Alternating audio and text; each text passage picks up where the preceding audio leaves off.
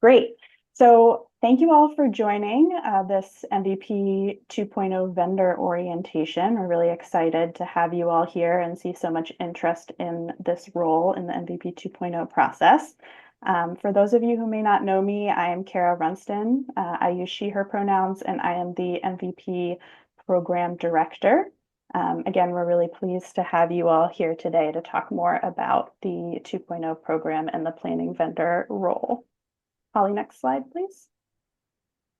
So this is the agenda for today. So I'll do the welcome and introduction, and then I'll hand it over to our great consultant team to do the MVP 2.0 overview, and then go over the skill sets and roles of the planning vendor, which you all are here to learn about today, and then also a new role that we're adding to the MVP 2.0 process called the equity partner. We'll do a brief activity through the chat function in the webinar, and then we will walk through the MVP 2.0 process. We will do a little bit of an introduction to GEAR, or Guides for Equitable and Actionable Resilience, which is a web tool that is utilized throughout the 2.0 process. I'll talk really briefly about procurement logistics, and then we will try to leave a lot of time at the end for a question and answer session for folks to pose questions. I would just mention that at any point, if you have a question throughout this webinar, you can just plug it into the Q&A box you should have access to at the bottom of your screen. So we'll use the Q&A box for the questions, and then the chat function will be for the activity that we'll do a bit later on. I also wanted to mention that this orientation is really just an orientation. It's to help you get to know the MVP 2.0 process. Coming to the orientation doesn't make someone like a qualified vendor. Rather, the communities will be going out with RFPs to find qualified vendors based on the qualifications that we're looking for, many of which were in the questions in the registration form that you filled out to attend this session. Next slide, please.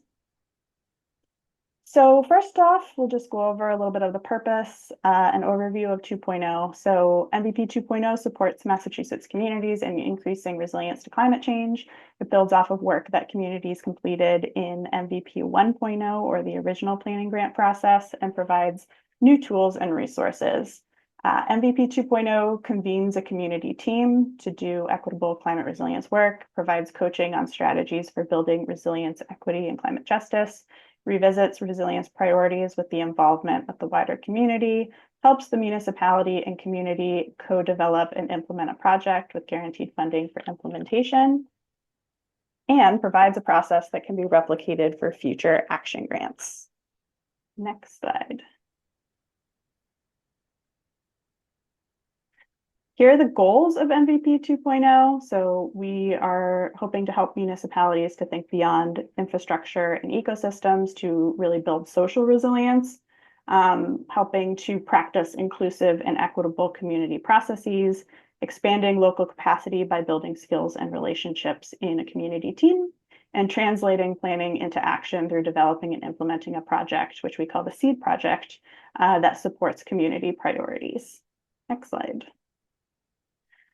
And here I just wanted to note that we are still underway with our pilot round for the MVP 2.0 process that we awarded back in 2023. And we have gotten a lot of really great feedback and experience through the pilot round, which of course is the point of a pilot round. But we appreciate all of the input that folks have provided. Some of you on the call might actually have been planning vendor in the first pilot round of 2.0, in which case, thank you for all of your help and support through the process so far. We're excited to add on more planning vendors for the next round. But we spent a lot of time gathering feedback. We got 4 rounds of regional cohort meetings. We did focus groups and surveys with the MVP 2.0 vendors. We did surveys throughout the equity and climate justice learning series that we had through the pilot round. And then we also had regular check-ins between the MVP regional coordinators and the municipal leads. And this led to a lot of program updates that we'll go over today. And those include actually this orientation itself was something that we heard feedback on people liking through the 2.0 process.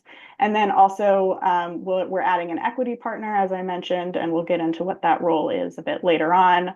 We'll have more specific guidance on sub-steps and roles for the process to help folks go through it more easily.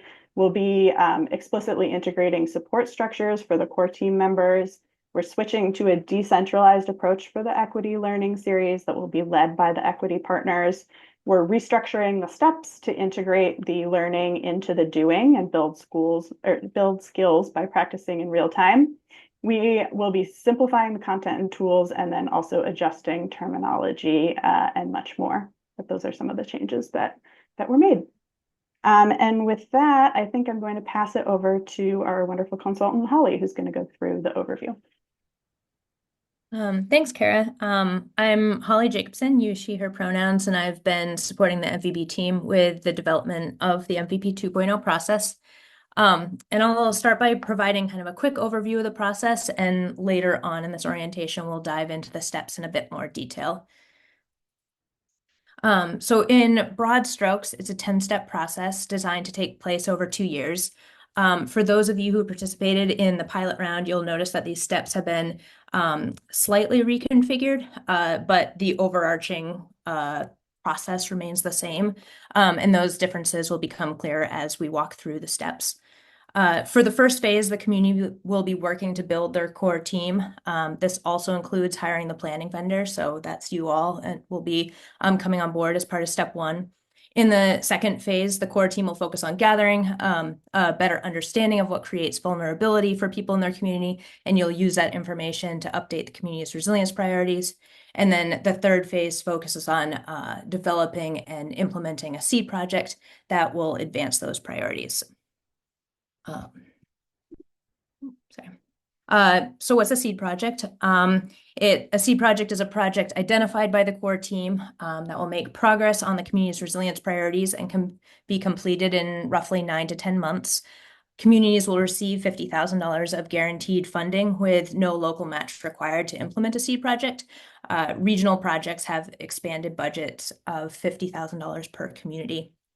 And examples of seed projects could be things like building a rain garden or launching a food justice council or updating the town's zoning policy to integrate resilience considerations. It really depends on what priorities emerge through the community process. So who's on the core team to lead this work? The core team will include roughly 10 people. For smaller communities, the core team may be smaller. Half of the team will be community liaisons who are individuals from and with strong connections to environmental justice and other priority populations in the community. And so this approach is really based on the recognition that in order to build community resilience, the challenges and solutions need to be defined and led by the people who will be most impacted by climate change.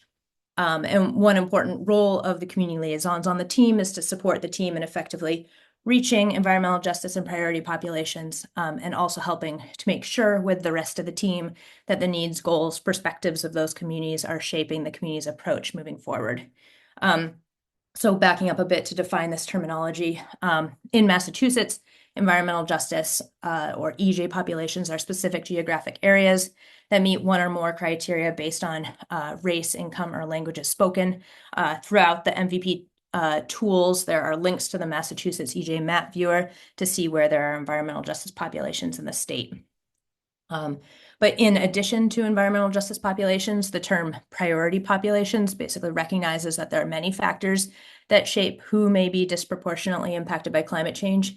So in addition, including the factors that contribute to environmental justice status, so income, race, and language, other factors like physical ability, access to transportation, health, and age can indicate whether someone or their community may be disproportionately affected. And this is predominantly driven by underlying contributors such as racial discrimination, economic disparities, or accessibility barriers that create vulnerability.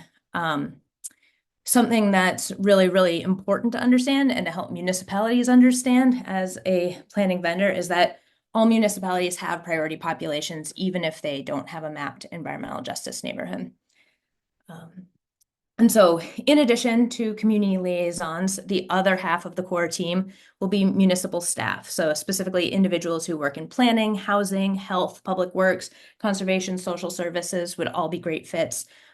For small municipalities with very few paid staff, these could include municipal volunteers or partners from local organizations who play kind of a municipal staff type role within the community. And the grant budget is structured so that community liaisons and any municipal volunteers, basically anyone who isn't a paid municipal staff member, should be compensated with grant funding. And so who else supports the core team? First, there's the municipal project manager. So they're the municipal staff person who applied for the grant on behalf of the municipality, and who will be leading the project from the municipal side. There's also the planning vendor. Again, that's you all. So the planning vendor is hired by the municipality in step 1, and supports kind of project management and facilitation for steps 2 through 8 of the process. So up to implementing a seed project. And based on experiences in the pilot round, we have also added a new resource, which is the equity partner. The state contracted with these individuals directly, and every municipality will automatically be paired with an equity partner at the beginning of the process before they kick off step 1. So some equity partners may actually be with us at the moment listening in on this call. And the equity partner serves as an equity coach throughout the process. So those are the core resources that will be supporting the core team kind of day to day up through step 8 of the process. In step 8, which is when the core teams begin creating an implementation plan for their seed project, core teams have the option of bringing on a subject matter advisor to advise on the details of the seed project or the implementation plan. And we'll get into what that looks like a little bit further on in the process or in this orientation. And then in step 9, which is when they implement the seed project, the municipality will hire an implementation vendor. And who this is and their qualifications will depend entirely on the seed project chosen by the team. In very specific instances, the planning vendor may continue on in this role, but most often the planning vendor wraps up their scope at the end of step 8, and the implementation vendor supports the project, seed project implementation. Lastly, just want to highlight that the state has an incredible crew of MVP regional coordinators, most of whom are on this call, who can support and answer questions along the way. Each region in Massachusetts has a designated regional coordinator who will reach out to the municipality as the process begins. And so this slide just kind of highlights or gives a quick visualization of the timeline. It shows roughly how long each step is expected to take, and at which point in the process the various team members are involved. So in particular, I'll just call out the planning vendor here, where you'll come on board in step 1 and then continue through the end of step 8. And so this corresponds with a roughly 11 or 12-month time frame. There's also a very large number of tools and resources that have been developed to guide the process. The full table of tools and all the links to the tools are included in the MVP 2.0 process guide. I want to highlight 3 tools in particular that are kind of related to the overarching process. For those of you who participated in the pilot, you'll be familiar with the process guide. So that's the blue document here. This is designed to be a resource primarily for the municipal project manager and the planning vendor, and it goes into a lot of depth in detail in how to complete the MVP process, more along the lines of kind of background context and goals for the steps, resources, tips for completing the steps, etc. There are also 2 additional overarching tools that we've created that are new this year. The first is the MVP 2.0 process summary. So this is the green document. This is a much more simplified and more accessible version of the process guide, specifically designed for core team members. So basically, it distills the information just into the key points that are helpful to know for participating in the process, but not necessarily leading the project management of the process. And then the second new document that I wanted to highlight is the MVP 2.0 roadmap. which is really designed for the planning vendor, equity partner, and municipal project manager together. And this document basically breaks down the MVP 2.0 process into sub-steps, basically on a meeting by meeting or activity by activity level.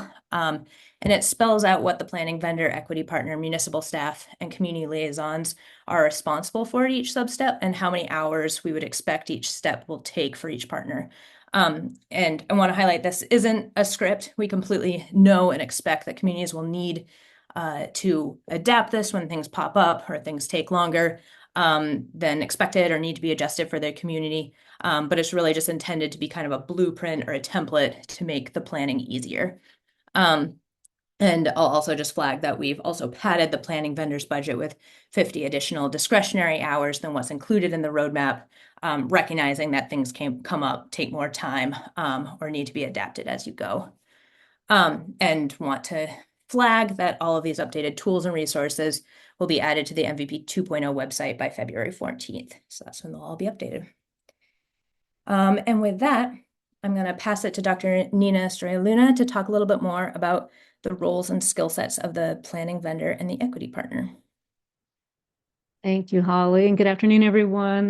Happy to be here. Happy to see a number of the folks who we worked with last year in our pilot round. And I want to definitely echo a huge amount of thanks for both your courage and support in that process as we were doing this for the first time, and how important actually your feedback was in helping us get to this point with some of these adjustments. So let's go to the next slide and talk about first the role of the planning vendor. And the role of the planning vendor is roughly the same with other as last year with other supports. So the planning vendor's primary role is to be a shepherd, is to be a guide, to guide and help the communities, the municipalities, and the core teams through the process. So you're facilitating the conversations on the core team, importantly, making sure that everyone is heard, everyone is participating. Project management is a key function, very important, especially for our smaller communities who need the extra capacity to manage this kind of process. And then, of course, being a resource throughout especially those first pre-seed project days and months to the municipalities and the core teams. And as part of that resource, you're going to do that, both the facilitation part and the resource role, you're going to do that in partnership with the equity partner, which we'll talk about in a few minutes. Let's go ahead and go to the next slide to talk about the specific tasks that are required. So these are the things that obviously, they're going to be part of your contract. Your project management, as I said, is a very, very key piece of what you'll be doing. But again, everything else that you see here, and by the way, I hope you all don't feel like you need to write this down now. The slides will be available to you on the MVP homepage, or at least on the Stay Up to Date section on the MVP homepage.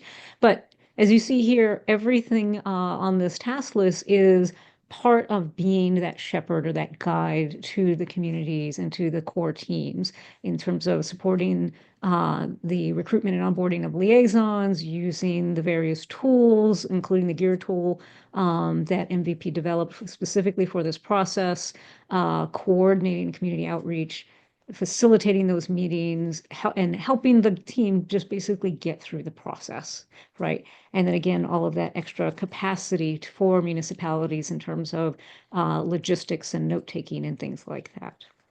So what does it take to be a good planning vendor, a planning vendor that's going to really support our communities? There's four sort of sets of skill sets that you see here: the equity-centered facilitation, community-led process, and expertise with climate and community resilience, and of course, project management sort of baseline here.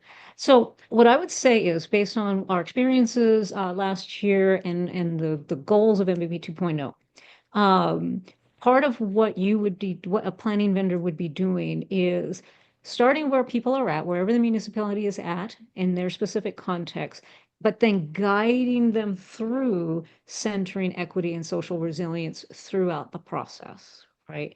So you're going to need to be ready, for example, to support technical things and learning technical things. Very important for the municipalities that might be doing virtual meetings, for example. Those are some of the skill sets that you're going to need. So if you're going to do equity-centered facilitation, it's not just about can you design a really good meeting, it's also can you support the community in attending those meetings and being a part of those meetings, and particularly when there's tech limitations or learning that needs to happen.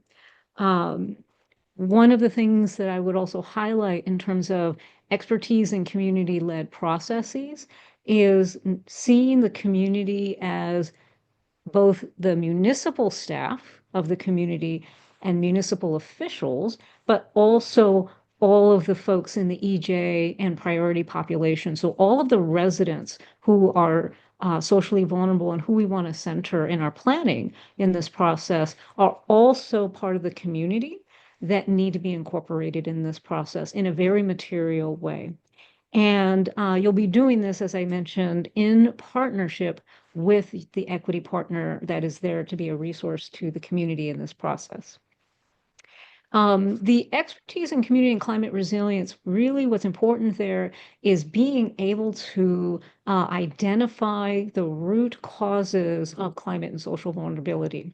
So and there is a whole section in the learning series actually that focuses on that. So when you're thinking about what your expertise is in terms of understanding climate and climate resilience, it's important that you are willing and able to actually dig deeper and keep getting to those root causes so that as the community is reviewing their climate priorities, their resilience priorities, they're doing that with an eye towards how can we use these opportunities to dismantle any of those root causes in order to build sustainable foundations of resilience.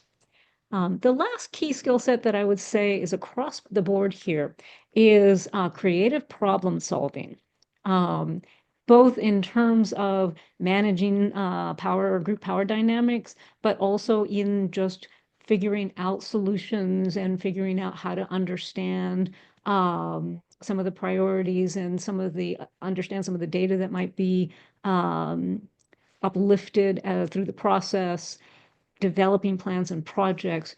It's important to be both creative and flexible so that you are centering the social resilience aspect as we are building climate resilience in this process. So with that said, we are going to give you the opportunity to reflect on this. So what we want to ask you to do right now is you look at these skill sets and you think about your skill sets. What do you think is your strength? What is a strength for you? And what is a skill set that you're working on and that you're growing into? What we'd like to ask you to do is maybe we're going to sit quietly for just a minute, and then we're going to ask you to put that in the chat. And as you put it in the chat, be sure also to make sure that, at least if you're comfortable, that it's set to for everyone, so everyone can see what is your skill set that's a strength, and also the skill set that you're working on. So we're going to give you 1 minute. I'm going to look at the timer right now. So 1 minute of just quiet reflection on your own skill set. Flip back in case that's a helpful reference. Thank you, Holly.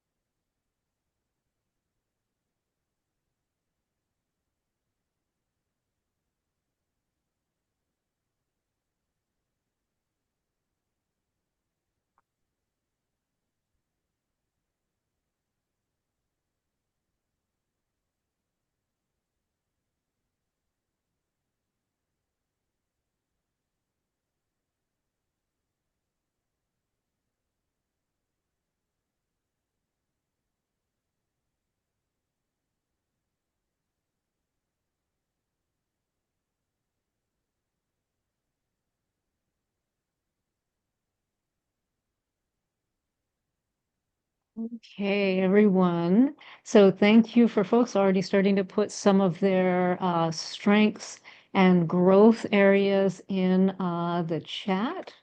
I'm going to put this actually in front of me so that I can see it a little more clearly.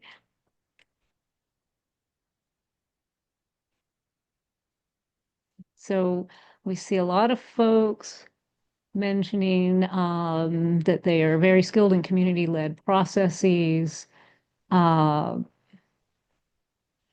And I appreciate folks who are saying that, they have skills across all of these. And so one of the things that I would ask of you is, where do you feel like your real strength is? What do you really feel confident in? But also, where do you know you would like to grow a little bit more? So, okay, great. So number of folks saying they want to grow their knowledge around climate resilience. Thank you. And I really appreciate everyone who is brave enough to share all of their areas of growth. So thank you for that. That's that level of humility is and critical self-reflection is a really important part of this kind of process.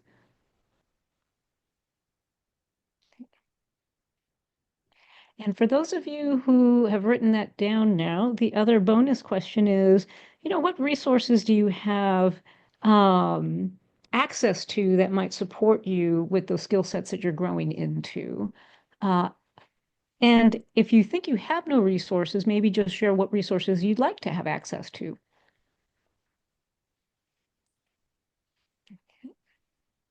So lots of community expertise and community-led processes, and I am super excited to hear that because that is an important function of the equity of the planning vendor.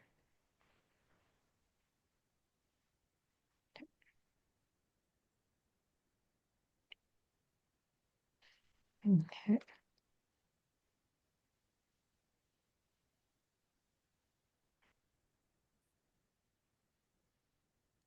I appreciate folks who also say that they have folks on their teams that can help with other areas, or they may not be the most expert at, but they have folks on their teams to support, and that's great.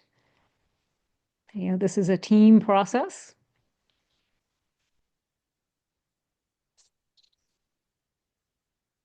Wonderful. Thank you so much. Please keep sharing in the chat. And I would ask that those of you sort of pay attention to, who has expertise and in areas where you feel like you're growing into, because those might be fruitful partnerships in the future if you all end up going out for and responding to RFPs for planning vendors over the next several months. So, so thank you for that. We would also like to take the opportunity to help you understand the equity partner, the role of the equity partner, because as I said, this is, as we had mentioned earlier, this is a new resource that is being made available, and it is a indirect response to experiences during the pilot round. So as a reminder, as it says on the screen, all of the MVP grantees, the municipalities or regional partners, will be paired with an equity partner. That equity partner will start working with them, basically from the jump.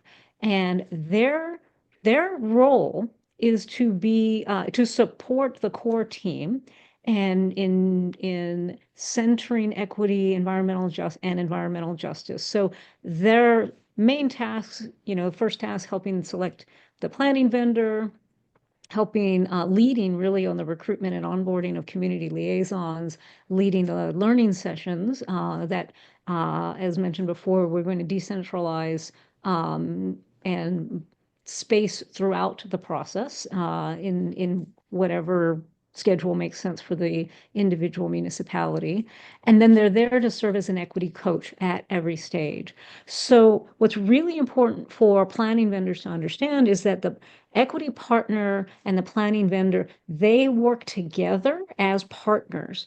to support centering equity and environmental justice throughout the process. So they will be there to help with the facilitation, designing meetings, problem solving, onboarding folks, as well as that coaching step. So really important role that is going to add capacity both to the planning vendor as well as to the municipality as they go through this process. As my colleague Holly mentioned, we do also want to remind folks that there is this roadmap also that is going to be there to serve kind of as a guide for folks. If we can go to the next page, these are going to be added to the tools and resources. And I want to emphasize too, it's a roadmap. And for those of you who do any kind of road trips, you know you have a map and you try to follow the directions to get from point A to point B. And every once in a while, you need to take a detour. Every once in a while, there's a side quest that needs to happen in order to get back on track or get in the direction of the goal. And so the roadmap is there to help break down roles and responsibilities and help guide you through the process so that folks know what needs to happen when.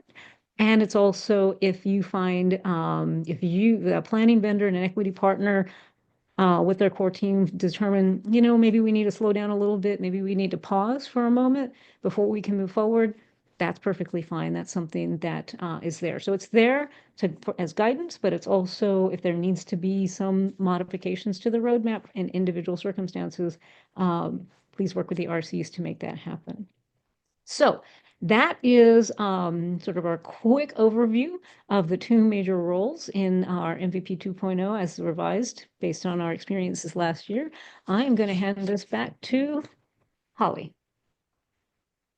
Thanks, Dr. Nina. And here is the part of the orientation where we'll do a little bit of a deeper dive, walking through the MVP 2.0 process. So I will dive straight into it. And here's where, it'll be details of all the steps. So again, here's the process as a whole with its 10 steps. Let's start with step 1, starting to build your team. In this step, the municipal project manager will hire a planning vendor. So this is when you all would come on board. How municipalities go about this process will depend on the municipality and their kind of procurement regulations. And we'll talk a little bit more about that at the very end. But in this step, the municipal project manager will also begin recruiting their municipal staff for the core team. And the equity partner and the MVP regional coordinator will support the municipal project manager in both hiring a planning vendor and helping bring on the municipal staff members. There's also resources for core team recruitment, including kind of job descriptions and talking points, and also resources for planning vendor procurement to help that step or make that step easier for the municipality. After the planning vendor has come on board, you'll move on to step 2, which is we're calling identifying lived expertise. So in step 2, you along with the equity partner will help the municipal core team members dig a little and get a better understanding of who lives and works in the community. And in doing so, kind of understand who may be most impacted by climate change and whose perspectives or lived expertise or kind of on the ground firsthand experience will be really important to include in the process and on the core team specifically as community liaisons. The community exploration is a tool to help guide this step and is a document that walks the team through guiding questions like what languages other than English are spoken in your community? And are there households in your community that lack internet access? And the document also provides guidance on where you might be able to find that information, whether that's online data sources or talking to specific individuals in the communities, like school administrators, for example. And for those of you who participated in the pilot, I'll just flag that this is the same, just an updated version of the Social Resilience Roadmap Part A. We just realized it made it much easier to pull it out as a separate tool. And also want to flag that one key resource for filling out the community exploration is GEAR. So again, that stands for Guides for Equitable and Actionable Resilience. And it's an online tool developed by the MVP program that basically provides access to a lot of data that is useful to this process. And we'll do a deeper dive into GEAR later in the process. And so then you will move on to step 3, which is recruiting the rest of your team. And so in step 3, you'll use the insights from step 2 to recruit the rest of your core team, specifically community liaisons. And likewise, again, there are resources for core team recruitment. So draft job postings, talking points to support this step. The equity partner will then lead the process of really onboarding everyone and making sure that all core team members have the supports they need, whether that's tech support or language interpretation to be able to participate in the process fully. And the planning vendor and municipal project manager will support the coordination and logistics around meeting those needs as well. And then lastly, we recommend hosting kind of an informal meet and greet. And this could be a lunch or a walk in the neighborhood, just as a fun way to begin getting to know each other, to be able to kind of embark in this process together. And then you'll be moving on to phase 2, which focuses on revisiting the community's resilience priorities. So in this phase, you'll start with step 4, which we're calling kicking off collaboration. And this step includes 2 activities that are designed to support kind of team building and building the foundation for working together. So the first is what we're calling dinner and a movie, where you'll watch the MVP 2.0 kickoff videos and hopefully be able to gather for a dinner together. These videos will help provide an orientation. So they give like an overview of the process. They talk about climate vulnerability in the state, and they give examples of how communities around the state are building community resilience. And then the second activity is one that will be led by your equity partner. And so as the planning vendor, you'll be there to support. We're calling it Skillshare, and it's really just an activity designed to get to know each other on a more personal level, for people to share things they're passionate about, and to kind of use that as a lead-in to talk a little bit about how people are coming to this process with very different backgrounds, the concept of lived expertise, or how people's kind of direct firsthand experience is valuable insight to shaping resilient solutions. And then in step 5, the core team will really begin digging into the work. And so step 5 is one of the more robust steps of the MVP 2.0 process. It should take around 3 months. This is where you will help the core team investigate different factors that contribute to different aspects of vulnerability or resilience for people in the community. And the social resilience roadmap is a tool designed to help guide this process. It's basically broken down into 8 different topic areas, things like housing, transportation, food and water, infrastructure, et cetera. And it asks specific questions in each category. And so first, the core team will work on filling out the social resilience roadmap using team knowledge and by kind of looking into community and climate data in the GEAR online tool. And then they'll begin planning out and implementing outreach and community engagement activities in order to gather insight from the community and help fill in gaps. So I want to flag, so in this step, the equity partner will provide 2 learning sessions. The first one will be ahead of looking at the community data, and will be focused on kind of understanding social vulnerability and climate equity within the context of the specific municipality you're working in. And the second one will be right before the core team begins planning their outreach and engagement, and will be focused on building skills for inclusive engagement. So for those of you who are involved in the pilot, you'll notice that there's no longer the centralized equity learning series that we mentioned, but rather the learning is kind of integrated into the process and facilitated by the equity partner as it comes up in the process. And during step 5 as a whole, the planning vendor will play a big role in facilitating conversations, helping the core team look into community data, supporting the logistics for outreach and engagement, and kind of overseeing the completion of deliverables. And to give kind of a sneak peek into the social resilience roadmap, it asks questions like, what are some of the factors that make it hard to live in our town or city with a disability? And what are the greatest community concerns related to food access in our community? And it provides recommendations on people and communities to reach out to and talk to, and to get a better sense of those answers.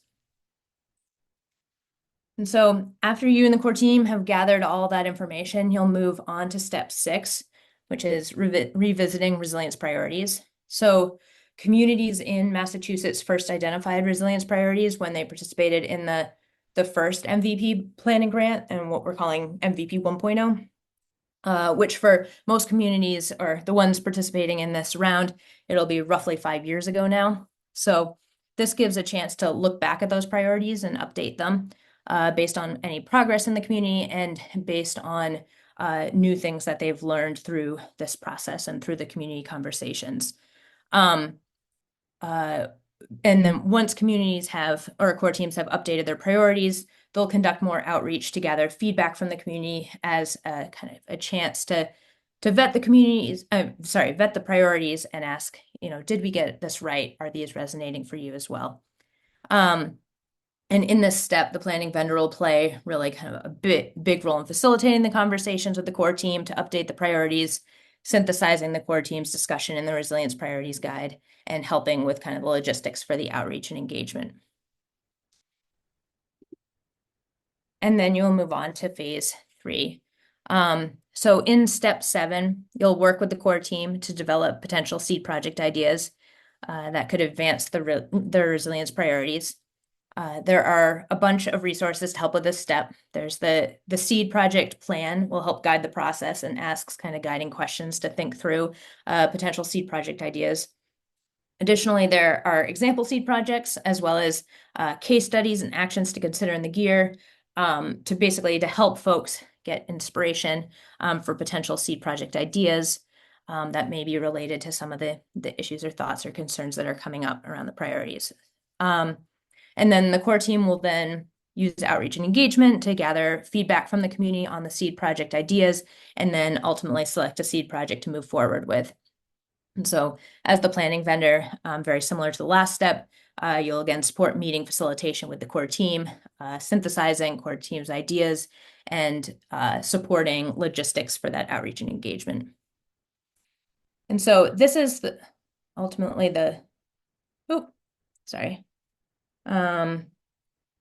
then you'll move on to step 8. And then, so this is basically the last step for the planning vendor. In step 8, the equity partner will lead basically the last learning session on how to measure and monitor the equity impacts of projects. And then the planning vendor will help the core team develop an implementation plan for their seed project ideas. And so you'll use the seed project plan part B, which is to guide that process. And as mentioned earlier, there's some funding earmarked in the budget to bring on a subject matter advisor to help advise on the implementation plan. And so this could take many different forms depending on the focus of the seed project. It could, for example, be a policy expert to help advise on a process for updating zoning regulations. It could be someone working in housing advocacy who could help think through how to design a project related to affordable, resilient housing. It could be a youth representative who has really great insight on how a project can better engage youth. It has a lot of flexibility based on the kind of the direction that the seed project is taking and what particular insight would be helpful in mapping out an implementation plan and kind of the steps of the project. Lastly, I'll just flag at the end of the step, the planning vendor will submit the MVP 2.0 interim submission form, which basically involves answering a few summary questions and then uploading all the deliverables up through step 8. And so again, this concludes the scope of the planning vendor unless you continue on as the implementation vendor. But to provide a little context in terms of what comes afterwards, in step 9, the core team will implement the seed project with the support from the implementation vendor. And then the final step is just the process ends with the core team doing a reflection on what went well and what they would do differently for future resilience building efforts. And the municipal project manager submits the MVP 2.0 final submission, which includes this reflection and then any deliverables and photos from the seed project. And so lastly, just want to highlight and kind of summarize the deliverables that were called out throughout the process and when they're due. But also want to mention that all of this is outlined in the process guide, which maps out basically when to submit deliverables and when to check in with your regional coordinator. And with that, I will pass it to Sula to give a quick tutorial on the GEAR online tool. Great, thanks, Holly. I'm Sula. I'm the GIS specialist with the MVP team, and I will go over the guides for equitable and actionable resilience, or GEAR tool. Next. As you've seen, the 2.0 process requires the use of GEAR in a couple of different steps, like the groundwork step when communities are identifying who lives and works there while forming the core team, and in the uncovering social resilience step when determining existing resilience strengths and weaknesses. It can also be used when coming up with a seed project idea and after the 2.0 process when developing programs or applying for other grants. There are two main parts of GEAR. Oh, sorry, go back. Oh, sorry. The overarching tool is based around the guides, which help communities explore how the intersection of community systems, such as housing or economy, and climate hazards like heat or inland flooding, will impact them. The guides include step-by-step exercises to help demonstrate how communities should approach thinking about identifying areas to build resilience. The questions in these exercises often prompt users to explore supporting web mapping application that is the second main component of GEAR. The maps contain many layers for climate, community system, and demographic information. These help illustrate who and what will be most impacted. Next. So this is what the options look like when you're building out a guide. Not all climate hazards are available for all community systems, but we are currently working on building out more of those. So first you'll select a community system and then an available climate hazard. Next. Here's an example of the overview section of a guide. This one is health and heat. It talks about how the climate hazard impacts the community. It talks about how the climate hazard impacts the community system generally, how the climate hazard is projected to change in Massachusetts, and what populations are likely to be most impacted. Next. Here are the exercises where if you expand the yellow boxes, they will provide a series of questions to help uncover data to answer these top-level questions. Next. Many of the exercises direct the users to the GEAR maps to find answers to the questions. However, it is important to remember that conversations with the core team and broader community engagement are also great ways to find answers to these questions. In the guides, you can preview the maps and look through the descriptions of many of the included layers. This layer list also, the layers in here are also links to the data sources. Next. I'll come back to the maps in a minute, but after completing the exercises, users can view example actions related to the guide topic that they can customize for their community. The Browse All Actions button opens a new list with all of the actions in GEAR that can be sorted by community system or climate hazard. Next. There are also cases of past MVP projects that address the factors which can show successful implementation and best practices to help users come up with their own projects. Next. So here's what the homepage of the GEAR maps look like. If you are part of our pilot process or have used GEAR before for any other reason, you'll notice that this looks a little different because we have incorporated some feedback that we received during the pilot round. On the left, you can see there's a map for each community system.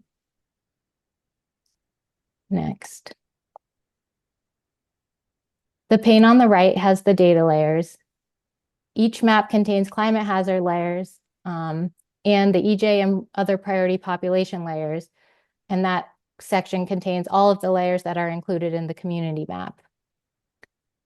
So climate hazard data and EJ and priority populations data are available in all maps. And then each map also has a middle section of data that contains information relevant to the community system, such as health facilities, transportation, and outdoor recreation for this health map.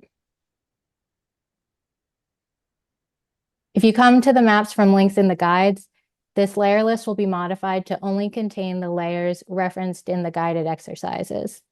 So this is to try and reduce confusion when going through the steps to not overwhelm users with all of the data that's available in GEAR. The streamlined layer list can also be accessed through the guides button in the top right. And then those layer lists will include a link to return to this full layer list. Once the desired layers are turned on, use the legend button in the top right of the layer pane to see what the symbols mean. Next. Here's an example of a healthcare facility that is located within a floodplain. You can click features on the map to see a pop-up with more detailed information. If layers overlap, you can use the arrow buttons to flip between pop-ups for the different features. Next. Back in the layer list, you can use the 3 dots to the right of a layer for options like increasing or decreasing transparency. If you do it for a layer group like this one, it will affect all of the sublayers. Next. So a new feature that we're hoping will be very useful to communities is the ability to add custom data sets. This will allow for any local data that was collected in previous projects to be included and allow for users in areas where statewide data is less detailed or unavailable to supplement what's already in GEAR. Here you can see that you can add data from Esri's Living Atlas. And if you have an ArcGIS Online account, the dropdown where it says Living Atlas will also allow you to add hosted feature layers from your account or organization. You can also add a web service using a URL, so that can help you connect to MassGIS data or other publicly available data sources. There is the option to upload a file. Shapefiles must be zipped and smaller than 2 megabytes, so that really only works for looking at specific areas or limited features. And once the data is added, it will appear on all of the maps and at the top of their layer lists. And the data gets cached, so if you come back to the map later, it will still be there as long as you're not using incognito mode or other private browsing. But if you go to share the map, an added layer will not be included. Otherwise, the share button does allow the user to create a link to the map that maintains the zoom into their focus area and has the selected layers turned on. Next. So this was just a pretty brief overview. If you need a refresher on how to use these maps, you can take a tour of GIFs that show how to use the different tools in the map, which can be accessed from the splash screen or the About button. And we also have been working on an updated how-to video that will be posted on the GEAR homepage once it's ready. And that's it for me. Thanks, Holly.